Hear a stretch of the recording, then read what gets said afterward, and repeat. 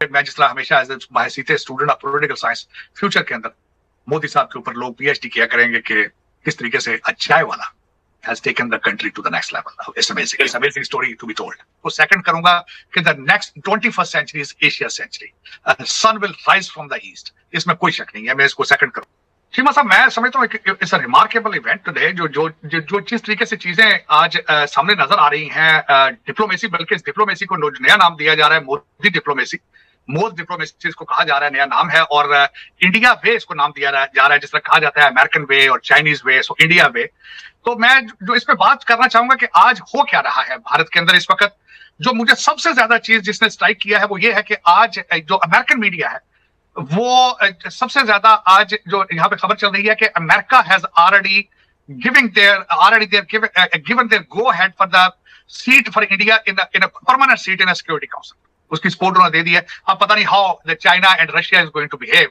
इस G20 की आज की जो मैं समझता हूँ सबसे बड़ी सिग्निफिकेंस जो अनाउंसमेंट है वो मैं समझता हूँ ये है कि Bharat is getting very close, inches away from the getting permanent seat in United Nations security council. मैं सबसे बड़ी न्यूज तो मैं समझता हूँ ये जो एक भारत की ख्वाहिश थी, जिसके लिए उन्होंने इतनी कैंपेन चलाई, जिसके लिए मोदी साहब अमेरिका आए, फ्रांस गए, उसके बाद ग्रीस गए, यूएई गए, जकार्ता गए, और जो एक नए ब्लॉक में जिस तरीके से वो अपने आप को प्रमोट करते रहे, भारत को प्रमोट करते रहे, मैं समझता हूँ this is extreme of it.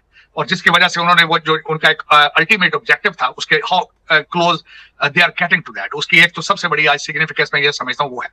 दूसरा, आज जो ये हुआ बिलखसूस जो इस G20 को अंडरमाइन करने के लिए चाइना के प्रीमियर नहीं आए, सदर नहीं आए, उसके बाद पुतिन नहीं आए, मोदी जी का 9 घंटे के लिए ट्रिप जकार्ता लगाना, वहां पे जाके मैरीटाइम रूल्स की बात करना, वहां जाके साउथ चाइना सी की बात करना, दर हकीकत वो डायरेक्ट अटैक था ऑन द चाइना, और वेस्टर्न जो एजेंडा था वेस्टर्न सिविलाइजेशन का, वेस्टर्न कंट्रीज का, उसको प्रमोट करना, वो उन्होंने बड़े टेक्निकल तरीके से उसको इस्तेमाल किया। फिर वापस आए। आपने जिस तरह फरमाया कि मोहम्मद बिन सुलेमान सोचने पर मजबूर हो गया है कि I should either go with the Chinese camp और I should remain with the western countries. मैं समझता हूँ ये भी बहुत बड़ी अचीवमेंट है, और ये अचीवमेंट भारत को इसका क्रेडिट जाता है, मोदी जी को क्रेडिट जाता है, who has set the tone for that। उसके बाद में दूसरा जो बेल्ट एंड रोड इनिशिएटिव जो चाइना का था, उसको जिस तरीके से काउंटर करने की कोशिश की गई है कि भारत से किस तरीके से शिपमेंट जाएगा, जो मैं बात करना चाह रहा था, एक तो मैंने शायद आपको पहले बताया था पिछले सेगमेंट में कि इसका जो इसका एक एजेंडा था G20 का, एक तो ग्लोबल साउथ के बारे में, ग्लोबल ग्रोथ, फाइनेंशियल स्टेबिलिटी और development needs of global south. और मैं समझता हूं उसमें बड़े सक्सेसफुली मोदी साहब ने जो किया है, भारत कर रहा था कि इसमें फ्रेट के कास्ट को किस तरह कम किया जाएगा और किस तरीके से बेल्ट एंड रोड इनिशिएटिव को काउंटर किया जाए। और उस तरीके से अब उनका जो प्लान था, वो प्लान जो ये उन्होंने बनाया है कि यहां से शिपमेंट दुबई जाएगी और दुबई से ट्रेन के जरिए वो आगे यूरोप में जाएगी। तो उन्होंने क्लियरली एक पाथ दे दिया है which is a counter to the BRI। अब BRI की कमजोरियां क्या है, मैं वो उनको भी मेंशन करना चाहूंगा। एक तो BRI को समझा जाता है कि डेट ट्रैप है फॉर द डेवलपिंग कंट्रीज, जिसकी मिसाल आपके सामने श्रीलंका की मिसाल मौजूद है कि उनका एक डेट ट्रैप था जिसके अंदर वो फंसे और बैंकरप्सी तक चले गए। अब दूसरा विक्टिम सामने पाकिस्तान नजर आ रहा है, लेकिन पाकिस्तान को मैं विक्टिम समझूं या बेनिफिशियरी समझूं, उन्होंने तो 26 करोड़ बिलियन डॉलर के वीजे खरीद लिए। पाकिस्तानियों से डील करना इतना आसान थोड़ी है। वो देखें, वो तो चाइनीज देखेंगे कि फ्यूचर में it was a good decision और बैड डिसीजन, लेकिन वो फंस गए बेचारे। वहां पे बलोचिस्तानी जो है, वो हमारे बलोच भाई जो है वो अलग अपना हिस्सा मांग रहे हैं, पंजाबी भाई अपना हिस्सा मांग रहे हैं, ब्यूरोक्रेसी अपना हिस्सा मांगती है, लेकिन ये कि चाइना पता नहीं वहां से किस तरह निकलता है BRI के चक्कर में। अगली बात जो करना चाहूंगा, इटली निकलना चाह रहा है उसमें से। इटली ने कहा है कि भाई ये एक अच्छा प्लान नहीं था, वो made a mistake. So there is already sour taste, there is already bad there is a bad reputation in the for the BRI के हवाले से। और उसको पीछे जो सपोर्ट कर रहा है वो चाइना की स्लगिश इकॉनमी है। इस वक्त कोविड-19 के बाद वो अपने सप्लाई चेन रिस्टोर नहीं कर पाए। उसके बाद ये बात हुई है कि उन्होंने बिलियनर्स को बुला के पूछते रहे कि हम क्या करें। बल्कि इस वक्त क्या हो रहा है कि जितनी बड़ी कंपनियां हैं वो वहां से अपने मैन्युफैक्चरिंग प्लांट्स को उठा के वियतनाम लेके जा रही हैं, वियतनाम के बाद मलेशिया जा रही हैं, उसके बाद वो बांग्लादेश जा रही हैं और भारत आ रही हैं। ये चाइनीज को भी पता चल चुका है कि कोविड-19 के बाद इस almost a new world order, जिसका मोदी साहब ने भी जकार्ता में जाकर डिसीजन किया। जकार्ता में मोदी साहब ने फरमाया है कि 21st सेंचुरी एशिया की सेंचुरी है। और कोविड-19 के बाद नया वर्ल्ड ऑर्डर जो है उसको एस्टेब्लिश करेगा, वो भारत उसको लीड करेगा आगे। तो मैं समझता हूं कि और दूसरा आपने देखा होगा कि जिस तरीके से अफ्रीका के अंदर, जिबूती के अंदर भी उन्होंने अपनी आर्मी बेस बनाई, और जिस तरीके से वहां पे चाइना ने एक्सक्लूसिव कॉन्ट्रैक्ट साइन किया, उसको काउंटर करने के लिए अफ्रीकन यूनियन को G20 की मेंबरशिप दी गई। मैं समझता हूँ this is a second step they have taken against China. It's a wonderful job it has been done. मैं ये समझता हूँ कि आज सारा कुछ साइन हुआ है, चीजें हुई हैं, either it will reach to the finishing point। इस एजेंडे को इसको फिनिश भी किया जाएगा या नहीं किया जाएगा, क्योंकि आज तक तो सिर्फ ये बातों की हद तक बातें हैं। अब उसके बाद मैं बताना चाहूंगा कि इसमें बेनिफिशियरी जो बाइडेन साहब क्या लेकर गए हैं। जो बाइडेन साहब जो उन्होंने, मैं समझता हूँ कि बहुत ऑफर किया है। उन्होंने ड्रोन्स की बात की, जो कि किलर ड्रोन्स जिनको कहा जाता है, वो उनको देंगे भारत को। उसके बाद उन्होंने कहा है कि शिप्स की और जेट्स की मुरम्मत वहां होगी। आने वाले दिनों में अंदर अमेरिकन जो शिप्स जो इस वक्त दुनिया के ओशंस में अपनी सुप्रीमेसी रखते हैं, एक बहुत बड़ा स्टेप है जो उनके भारत की इकोनॉमी के लिए एक बहुत बड़ा रोल अदा करेगा कि उन जहाजों की मरम्मत जो है वो भारत में की जाएगी। उसके बाद G5 पे बात हो रही है, G6 के बारे में बात हो रही है। और इस वक्त अगर देखा जाए तो ये सारा कुछ जो जिस G20 के आखिरी स्टेजेस के ऊपर जो कुछ हुआ, अगर ये इंप्लीमेंट होता है तो मोदी साहब की बात जो है वो बिल्कुल वो सेकंड करूंगा कि the next 21st century is Asia century. Sun will rise from the east, इसमें कोई शक नहीं है, मैं इसको सेकंड करूंगा। अब उसके बाद जो एक बड़ी जो सबसे ज्यादा सिग्निफिकेंस ये है कि जो इसका स्टेटमेंट दी है मोदी साहब ने और जो बाइडेन ने निकलकर, अमेरिकन मीडिया को तशवीश है कि उसमें वर्ड यूक्रेन कहीं भी नहीं, उसमें सिर्फ अकादमी की बातें की हैं, जंगों की बातें नहीं की, कॉन्फ्लिक्ट्स की बात नहीं की, अमेरिकन से कंसर्न। दूसरी एक बात यह है कि जब वहां से निकले, जब मोदी साहब की जो बाइडेन की मुलाकात थी, उसमें मीडिया और कैमरा नहीं आने दिया उसमें, और उसके बाद कुछ, लेकिन उसमें मैं समझता हूँ कि शायद हमारे जो बाइडेन साहब एज के इस हिस्से में, पता नहीं शायद उनको पर क्या पता, उनको पता भी है कि आई एम इन इंडिया और आई एम इन समवेयर। अब अगली बात आपको, मोदी साहब के कहने पे नहीं आया, ये Jack Sullivan national security adviser ने कहा है अमेरिकन मीडिया को कि ये हम नहीं, मोदी साहब के नहीं, मोदी साहब को कहा गया होगा ना कि जो बाइडेन साहब को टीके शीके लगा के तो हम ले तो आए हैं और इससे ज्यादा आगे कुछ नहीं कर सकते वो, क्योंकि जो बाइडेन साहब आपको पता है अक्सर सीढ़ियों से गिर जाते हैं। अक्सर उनको बताते हैं कि आप राइट ले लें, आप लेफ्ट ले लें, आप आगे खड्डा आ रहा है, आगे सीढ़ियां आ रही हैं, तो क्या पता है वो जो जैक सलिवन जो है वो, उन्होंने सबको पहले भारत को कहा कि यार खुदा हम आ तो गए हैं, अगली फेवर ये देंगे कैमरों से बचा के रखें। लेकिन एक बात जो है कि यहाँ से जो बाइडेन वापसी पे स्टॉप करेंगे, हो सकता है को खाना शाना खाना हो, लेकिन वियतनाम जा रहे हैं। वियतनाम इज अ ग्रोइंग, सबसे बड़ा इस वक्त जो चाइना से बिजनेस निकल रहा है, America is promoting Vietnam due to the South China Sea, क्योंकि उसकी बड़ी इंपॉर्टेंस है जियोग्राफिकली, और यहाँ से वापसी पे जो बाइडेन साहब वियतनाम के अंदर स्टॉप करेंगे। लेकिन मैं समझता हूँ कि जो अगली इस पे बात करना चाहूंगा कि आज इस इख्तिताम के बाद, इसके G20 की प्रेसिडेंसी के इख्तिताम पे अगली प्रेसिडेंसी जो है वो ब्राजील में जा रही है, और उसमें ब्राजील के जो आज उनका भारत के, उन्होंने इंटरव्यू भी दिया मिस्टर सिल्वा ने, और खासकर उन्होंने वहां पे बताया कि आगे किस, एक बात I'm sorry मिस कर गया था, जो मैं चीमा साहब इसमें ऐड करना चाहूंगा, कुछ जो काउंटर किया गया है BRI प्लान को, उसके 3 सबसे बड़े सपोर्टर या उनके कौन है वो सऊदी अरेबिया, UAE, इजराइल है। और मैं समझता हूं कि ये 3 they are big players of not only the Middle East but in the world.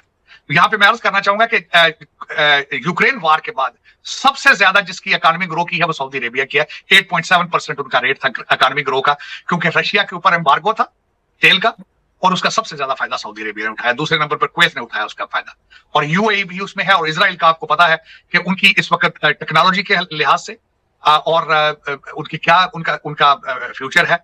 Israel सबसे ज्यादा इस वक्त पॉपुलर है, स्टार्टअप, न्यू स्टार्टअप सारे जो होते हैं technology related, they started from Israel. So in 3 जो है सबसे बड़े, ये जो रोड, जो अगला जो इनिशिएटिव हम बात कर रहे थे कि भारत से जो निकल के यूरोप तक चीजें जाएंगी, इनका सबसे बड़े सपोर्टर ये 3 कंट्रीज हैं, सऊदीज, UAE और उसके बाद इजराइल। तो मेरे ख्याल में, और एक जो बात इस वक्त अमेरिका के अंदर बिलखुसूस बड़े दिनों से चल रही है कि Israel and Saudi Arabia and the middle eastern countries, not middle, जो स्टेट्स हैं हमारी खलीज की, they are getting very close to it, or in the future maybe Saudi Arabia may start their diplomatic relationship with Israel soon. तो उसमें आके देखें कि हमारे पाकिस्तान के लिए इसमें से क्या निकलता है, कहाँ जाएगा। अफसोस की बात है कि आज G20 में जो कुछ हुआ है हमारे पाकिस्तान का कहीं नाम नहीं है। हम अपने मसाइल में आज तक भी अभी we are not clear where we are going, what is our destination. लेकिन मैं समझता हूँ कि it was a wonderful effort, it was a remarkable effort by India। और मैं जिस तरह हमेशा एज बायसीते student of political science, future के अंदर मोदी साहब के ऊपर लोग PhD किया करेंगे कि किस तरीके से चाय वाला has taken the country to the next level. It's amazing story to be told. अच्छा तार साहब, एक मैं नहीं, एक जो पाकिस्तान के अंदर डिस्कशन हो रही है, एक बड़ा हल्का इसको डिस्कस कर रहा है, वो कह रहा है भाई कहाँ गई मुस्लिम उम्मा, कहाँ गए इस्लामिक कॉन्फ्रेंस, कहाँ गए अरब्स, तो आज इंडिया के साथ हाथ मिला रहे हैं। हमने जो नैरेटिव पाकिस्तान में बनाया था मुल्लास का, और उस वक्त एक मुल्ला मिलिट्री अलायंस पाकिस्तान में बना, और सारा कुछ ये सारा चीज़ें वहाँ से इंपोर्ट हुई। आज सऊदी अरब और यूएई जो है बिल्कुल उन्होंने सही फैसला लिया है, उन्होंने इंडिया से हाथ मिला लिया है। तारड़ साहब, क्या पाकिस्तान के अंदर कैपेसिटी है कि हम कोर्स करेक्शन कर सकते हैं? मुस्लिम उम्मा हमने देखा कि हमने उनको रोकने की कोशिश की, भारत से बड़ी देर हमने रोका, लेकिन आज यूएई और सऊदी अरब जो है वो दोनों नरेंद्र मोदी के दाएं और बाएं बैठे हुए थे, और मोदी साहब जो है आज बाइडन और उनका हाथ शेक हैंड करवा रहे थे। इसके हवाले से देखें, क्या जो फैसला यूएई और सऊदी अरब ने लिया है to open up with India, क्या हम कहाँ जा सकते हैं? हम तो मुस्लिम दुनिया को कह रहे हैं इंडिया से हमारी दोस्ती करा दें, हम कहाँ पे हैं? इस पे थोड़ी सी रोशनी डालें प्लीज। चीमा साहब, सबसे बड़ी इस वक्त समझने की जरूरत, मेरे पाकिस्तानी भाइयों को सबसे ज्यादा समझने की जरूरत है, this is Jio economics period. ये जंगों का दौर नहीं है। अब करेंसी किसी मुल्क की दबा दी जाती है और उसको उसी से बैंकरप्ट हो जाता है। अब जंगों का किसी के ऊपर चढ़ने का दौर नहीं है। अब दहशतगर्दी का दौर खत्म हो चुका है, जियो इकोनॉमिक्स का दौर है, 21st सेंचुरी है।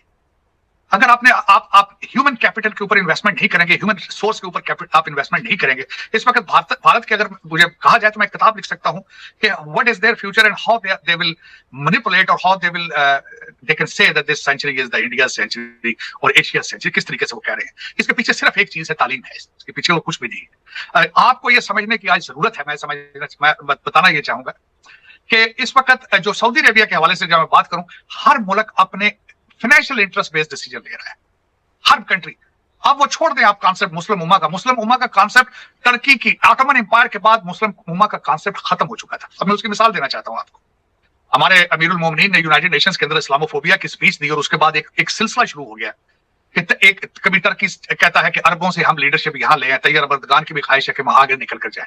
इंडोनेशिया की ख्वाहिश है, वो कहते हैं we are the most populous Muslim country in the world, we need to lead the Muslim people. लेकिन इनके खिंचाव और इनके आपस में एक दूसरे के साथ झगड़ों में हमारे अमीरुल मोमिनीन का किरदार देख लें। ना टर्की के साथ चल सके, ना सऊदी अरेबिया के साथ चल सके, फिर घड़ियां बिकी, फिर कुछ चीजें और हुई, उसके बाद मुस्लिम उम्मा का कॉन्सेप्ट कहां है आज? मैं अफसोस के साथ कहूंगा the second biggest religion on the planet, 1.5 billion मुसलमान, लेकिन उनके हालात देखें आप लीबिया में देख लें, आप इराक में देख लें, आप शाम में देख लें, आप किसी मुल्क के अंदर देख लें, कोई स्टेबिलिटी है? फलस्तीन के साथ देख लें, आप खड़े हो सकते हैं, एक दूसरे को सपोर्ट करते हैं। इजिप्ट में देख लें, कहीं भी नहीं है। पाकिस्तान में देख लें आप, शिया सुन्नी जो झगड़े इस वक्त चित्राल में जो तमाशा चल रहा है, are you able to do something in the future? तो यहां से जो लम्हा फिक्रिया है, जो सोचने का मुकाम ये है, is you still not let. आज भी सोचें कि बच्चों को मैथ पढ़ाएं, बच्चों के ऊपर इन्वेस्टमेंट करें। मेरे जो बच्चे टर्की के साथ आके समुद्र में डूब रहे हैं, उनको इंग्लिश और मैथ सिखाएं। उनको ये बार बार जिहाद का टीका ना लगाएं उनको, क्योंकि now we are living in a geo economic century. इस सेंचुरी के अंदर वायलेंस का कोई गुंजाइश ही मौजूद नहीं है। मैं इस्लामिक स्कॉलर नहीं हूं चीमा साहब, लेकिन मुझे पता है कि जिहाद कब फर्ज होता है, जिहाद कब करना होगा। आज अगर अब आप पे जिहाद फर्ज है तो जिहालत के खिलाफ जिहाद फर्ज है, आपकी इकॉनमी के खिलाफ आपका जिहाद फर्ज है, उस तरफ आपकी तवज्जो नहीं है। आप अपनी जहालत के खिलाफ जिहाद क्यों नहीं करते? बच्चों को क्यों नहीं कहते कि मैथ पढ़ें, तरक्की करें? भारत की सीक्रेट सबसे बड़ी बात मुझे आज अब सरप्राइज, मैंने वो पिक्चर बल्कि उतारी है। एक तरफ मोदी साहब खड़े थे, अफ्रीकन यूनियन का सदर खड़ा था, साथ जो बाइडन खड़े थे, और साथ उनके अजय बंगा खड़ा था। अजय बंगा वर्ल्ड बैंक का जो चेयरमैन, क्यों खड़ा था? इंडियन इंस्टीट्यूट ऑफ टेक्नोलॉजी ने उसको वर्ल्ड बैंक तक ले गया। मेरे पाकिस्तानी ये क्यों नहीं सीखने की कोशिश करते कि तालीम की वजह से आज एक बंदा जो सर पे पगड़ी पहनता है, जो सिख है, जो एक इंडिया की माइनॉरिटी में से अंदर माइनॉरिटी है, वो आज स्टेज पे खड़ा है, किस वजह से? तालीम की वजह से खड़े। तो मेरे बच्चे क्यों नहीं सीखते? 25 करोड़ लोग ये अपने लीडरों को डिनाई क्यों नहीं करते, जिनके अपने बच्चे लंदन में पढ़ रहे हैं? इनके खिलाफ रिबेलियन क्यों नहीं होते? ये इनसे पूछते क्यों नहीं है कि अगर हमारे साथ खड़ा होना है तो अपने बच्चों को साथ लेके खड़े हो? ये बात क्यों नहीं करते आज? तो दोस्तों, जैसा कि आपने क्लिप में देखा कि चाइना के साथ में जिस तेज़ी से भारत के रिश्ते मजबूत हो रहे हैं ना, मतलब कि भाई वो पाकिस्तान के लिए बहुत बड़ा कंसर्न बन चुका है। मतलब कि भाई, क्योंकि भाई भारत की जो ट्रेड है ना, मतलब कि सिर्फ और सिर्फ चाइना के साथ में 151 बिलियन की है, ठीक है। भारत बहुत सारा सामान मतलब कि चाइना से इंपोर्ट कराता है, लेकिन भाई साहब जो चाइना है वो भारत से इंपोर्ट करवाता है सिर्फ 20 बिलियन का, और हम बहुत ज़्यादा मतलब कि क्या बोलते हैं, चाइना से बहुत मंगवाते हैं। मतलब कि 130 बिलियन के करीब में मतलब कि हम इंपोर्ट कराते हैं चाइना से, ठीक है। चाइना के साथ में बहुत सारा हमारा ट्रेड है, और भाई अमेरिका के साथ में बहुत बड़ा ट्रेड है, सऊदी अरबिया के साथ में, पूरी दुनिया के साथ में भारत का ट्रेड है। और भाई भारत का जो क्या बोलते हैं, भारत का जो रुतबा बढ़ रहा है ना भाई पूरी दुनिया में भाई साहब, वो काबिल तारीफ़ है, क्योंकि भाई हर कोई भारत के साथ में ट्रेड करना चाहता है। भारत एक बहुत बड़ी मार्केट बन चुका है, मार्केट बन के भाई पूरी दुनिया के सामने ना उभरा है भारत, ठीक है।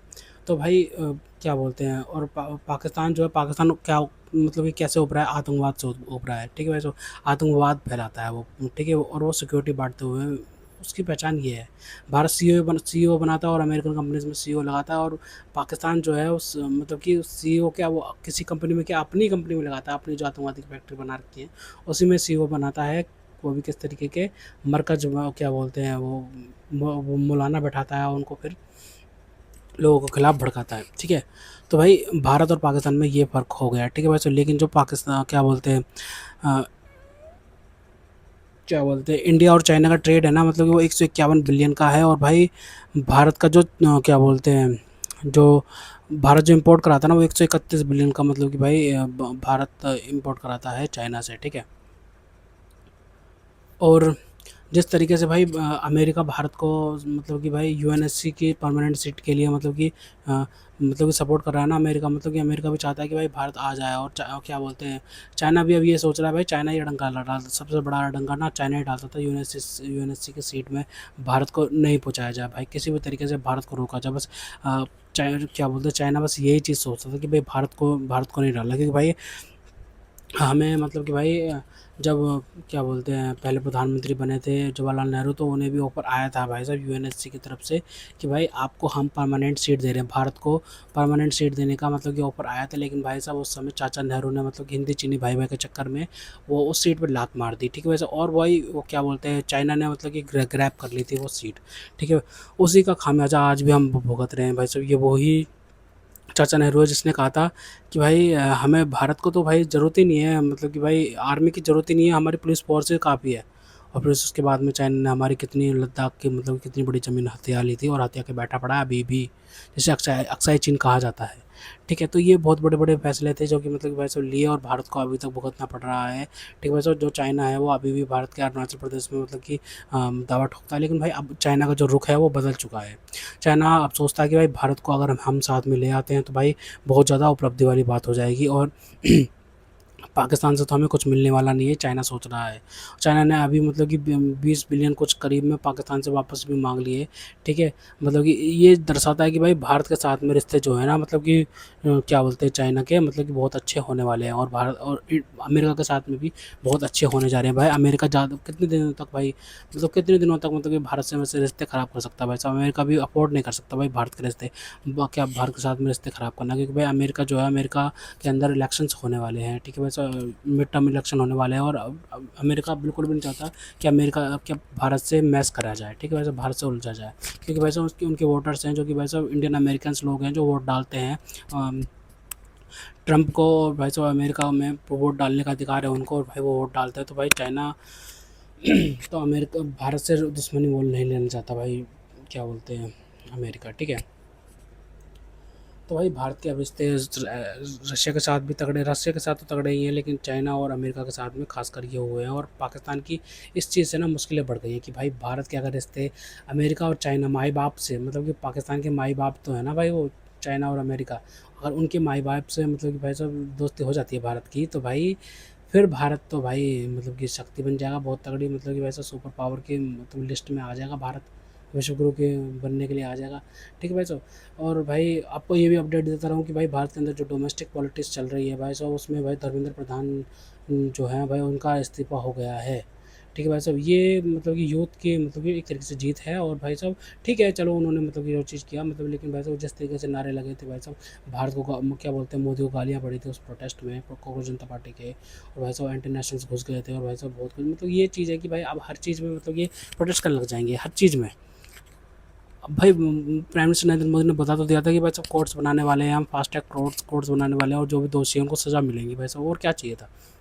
और धर्मेंद्र प्रधान का भी इस्तीफा हो गया भाई। अब किसी भी चीज़ में होगा तो ये प्रोटेस्ट करने बैठ जाएंगे, मतलब हर कुछ भी चीज़ हो मतलब गवर्नमेंट काम नहीं कर सकती भाई। एक बार झुकने का मतलब होता है कि बार बार झुकना, मतलब ये चीज़ होती है भाई, ठीक है भाई साहब। तो खैर तो दोस्तों अगर आपको हमारे वीडियो पसंद है तो कम से कम से जोर से कीजिएगा, साथ साथ चैनल को सब्सक्राइब करके हमारा मनोरंजन बढ़ाएगा, ताकि हम आपके लिए ऐसे ही मनोरंजन वीडियोस बनाते रहें। तो आज मिलते हैं आपसे अगले वीडियो में, तब तक ले जय हिंद।